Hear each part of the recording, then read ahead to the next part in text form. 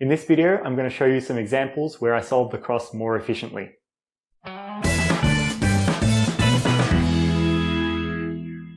So the hard thing now is combining all of these new different strategies. So offset crosses, flipping bad edges, tracking edge pieces, as well as color neutrality.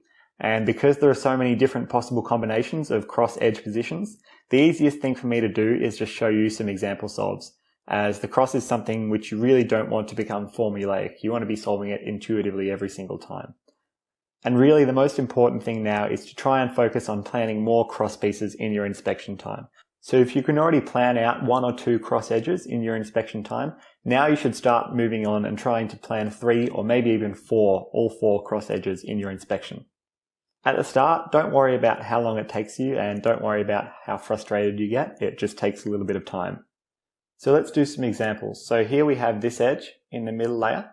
So if we insert it like that, we notice we have this bad edge in our cross layer that when we do that move to place that one, will become a good edge in the middle layer like that.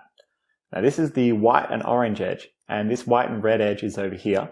So if we move this one over here, and if we were to place this, then these 2 cross edges would be solved correctly relative to one another. But before we place this edge, we can also notice that we have 2 bad cross edges in our top layer, like that.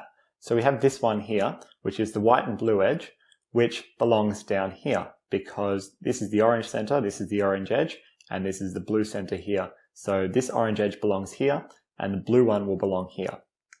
So before we insert this white and orange piece, we can move this white and blue edge over on top of it, do an F to put the orange piece in, and this white and blue edge becomes correctly oriented.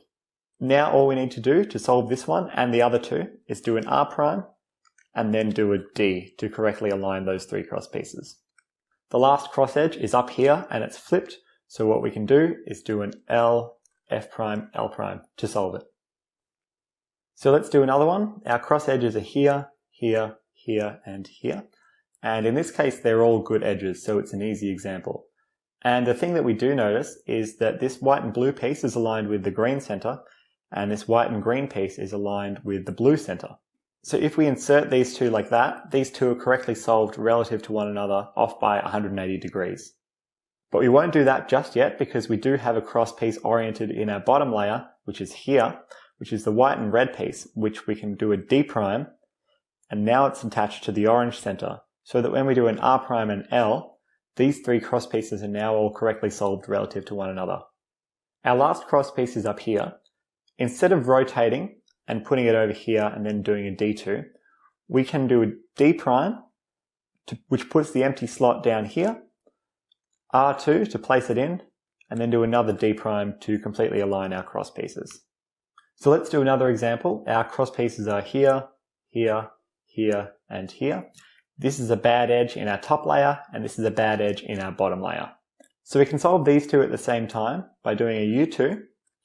Now, instead of just inserting this cross edge like that, and then having to put that one down here, we can do an R prime to move this into the middle layer, bring this cross edge on top of it, the bad one, do an R prime again, which puts this one into the middle layer, and then do an F, which solves those 2 edges. Our last cross edge is here, so if it's in the middle layer, we can just misalign the cross by doing a D, put it into the empty position, and then do a D prime, like that. So let's do another example. We have this white and red edge, which is attached to the orange center here, and we have this white and green edge, which is attached to the blue center here. So they're both opposite their corresponding center pieces by 180 degrees. And our other 2 edge pieces are here and here. So we can insert this edge and solve it correctly relative to this piece by just doing an R, and that doesn't affect either of these 2 pieces. However, we need to deal with this situation down here where we have a bad edge in the bottom layer, so it's incorrectly oriented. So we can move it into the middle layer by just doing one move, an L prime, and now it becomes a good edge because all middle layer edges are good edges. Now that it's up here, we see that if we do a D, like that, this edge now belongs down here, next to this white and red one, and opposite the white and green one. So we can do an F prime, D to align those 3, and our last cross edge is here, which just requires an F prime, like that. So this is our last example. We have this white and orange edge here, the white and green one here, the white and red up here, and the white and blue over here. Now this one is a good edge, this one's a bad edge, and these two are both good. So firstly, we notice we have this cross edge in our bottom layer, but it's not correctly aligned. And instead of correctly aligning it like that, and then solving the rest of them directly, what we can do is notice we have this white and orange edge here, which is attached to the red center. So if we align this one down here like that, line up the blue with the green there, we can move this orange one down into that position and then do a D2 to solve those two completely. Now to solve our last edge, instead of doing an R prime and then solving this one after that, we can do a U2 to move this bad edge on top of this edge like that. Then when we do an R prime, this one will become into the middle layer, and then we do an F to solve it like that.